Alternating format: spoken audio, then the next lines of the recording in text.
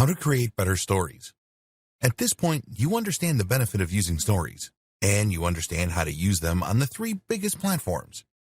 There are more we haven't looked at yet, YouTube Reels for example, but that covers the big places that you should be spending most of your time and energy. But that brings us to the missing and most important piece of the puzzle, the quality. How do you ensure your stories are good and worth watching for the users? Quality content. Before we get into the technical details, it's first important to consider the very concept of your story. Is this something people want to see? Are you overdoing it? Quantity and regularity are a big consideration for many creators making social media stories. So then just how often should you post and at what time of day? As for quantity, the general advice for social media in general is that you should post once or twice a day. This has been shown by studies to be more effective than posting either more or less regularly. The problem with this, however, is that stories work differently from other posts, and so we can't extrapolate this information. Whereas posts to your main feed risk clogging up users' feeds and becoming irritating, or simply being buried and therefore gaining no benefit, posts to your story will appear at the top of the page and not in a queue. Moreover, while Instagram and Facebook use complex algorithms that favor the individual user in order to determine which posts to show, this is not how stories work. Stories are far more weighted by chronology, meaning in other words that the most recent story is the one that you will be shown first.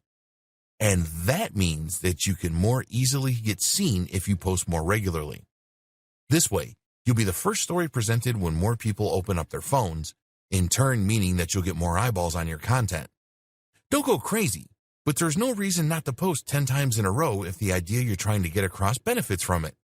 Don't do this all the time though, or your viewers might still judge you. As for timing, the best time to post is just when people will be getting home from work. That means roughly 6 p.m. in your local area, but you'll need to be strategic to target the most countries possible if you have an international brand. What to post about? This is the other big question to ask yourself when posting stories. What is this about? Is it well suited to the format? Should you be posting it at all? Anything can be a story. You can post an image of a product and call that a story. Generally, though, this will simply beg the question, why wasn't that a regular post? Users want to see you use stories to post about things that are happening now. This is why they're so often used to post about concerts, travel, meetings, seminars, and similar events. But this is also what makes them a great fit for product launches, special deals, competitions, shoutouts, polls, and clips of other things that you might be doing. Going on a business meeting somewhere interesting? Why not bring your followers via stories? Just created a new post for your blog? Stories. Stories also work extremely well for news sites. For instance, if you have a tech channel and a big company releases a new smartphone or computer, then you can write about it on the blog and then immediately share that post as news to your stories. If you find yourself struggling to come up with ideas for stories, then consider creating a kind of recurring theme or even a series. A good example was when actor Chris Pratt used stories to share what he was eating every day on his diet. They were funny, short, and a great insight into his life at the time. They also had the added bonus of showing a bit more of his life through things happening in the background or other stars in the videos. Higher quality. Your stories don't need to be extremely high quality. In fact, that is often considered to be one of their biggest benefits, that they can be made quickly and don't need to be works of art. With that said though, creators like Peter McKinnon are showing everyone else up by showing just how attractive and professional they can be. So, depending on the nature of your brand, you might choose to stand out with a highly polished and beautiful story. At the very least, learning some basics when it comes to photography, editing, framing, and more can help to elevate the level of your stories and all the rest of your content for that matter. Taking better photos. Equipment. The first thing you should do is to equip yourself. If you hope to take the best pictures that will look professional on your account, then you should have a camera that will be able to take high-definition images, and you should have editing software so that you can add that extra bit of professional polish. You're probably used to taking photos for Instagram and Snapchat on your phone, and that, of course, is something you can still do.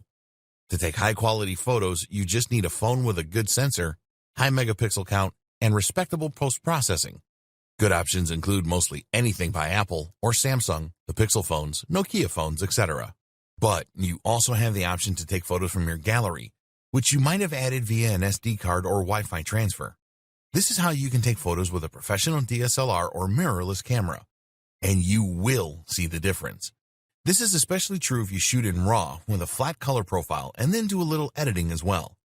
This means that the camera will minimize post-processing, providing more information from the original image to play with. That in turn means you can really create that dynamic HD-looking contrast and crush those blacks, get the colors to pop. Being ready. If you run a business with a social account, then you should be constantly ready to capture images when the opportunities present themselves. For instance, when I sold my old car in cash not long ago, I took the opportunity to photograph the money in a range of scenarios ready for potential use on my money-making channel. Likewise, you might find when you're on a walk that you see a great cityscape which could be used in a range of generic motivational posts. Make sure you have your camera on you at all times and that you are actively looking out for great photo ops so that you can create a great resource to draw on in the future. This is another thing to consider. The photos don't need to be posted as soon as they're taken. You can post photos from months ago or even post photos and videos from stock video or photography sites. This lets you create more content more affordably. Framing and depth. While you aren't going to become a pro overnight, taking great shots is often simply a matter of taking the time to consciously set up the image rather than just pointing and shooting head-on.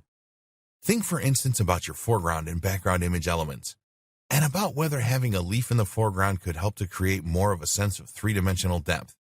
Meanwhile, look for things like paths and lines that can draw the eye in, and think about elements that can frame the action. You don't necessarily need professional lighting equipment meanwhile, but thinking about the angle you take the shot in relationship to the natural light sources can make a big difference in just a few seconds. Just take a bit more time and think about your composition, as well as your subject, and your photography will improve greatly. All these things are things you can learn with time, but if you make an effort to up your game, you'll see the responses becoming more popular too.